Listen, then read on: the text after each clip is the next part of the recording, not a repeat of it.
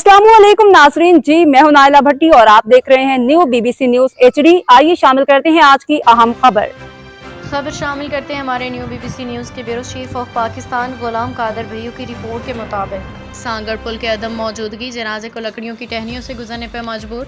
Union रुख council Mansura के गांव अली मोहम्मद खास कैली में बुनियादी सहूलियात की अदम दस्तयाबी ने आवाम की मुश्किलात में इजाफा कर दिया। हालिया वाक़े में पुल न होने के बायस एक जनाजा लकड़ियों की टहनियों से गुजरने पर मजबूर। इलाका मुकीनों के मुताबिक हर माह यूनियन काउंसिल को 10 लाख का बजट जारी होता है, मगर ज़मीनी सतह पे ना कोई पुल बनाया गया, ना ही दीगर बुनियादी सहूलियात फराहम की गई हैं। दही आवाम का कहना है कि बारहा शिकायत के बावजूद मुतल्लिका हुक्काम ने आंखें बंद कर रखी हैं। आवाम ने मुतालबा किया है कि फौरी तौर पर पुल की तामीर की जाए ताकि आइंदा किसी भी इंसानी वक़ार को यूँ मजरू ना होना पड़े। अब तक के लिए इतना ही। मज़ीद खबरों और अपडेट्स के लिए देखते रहें न्यू BBC न्यूज HD।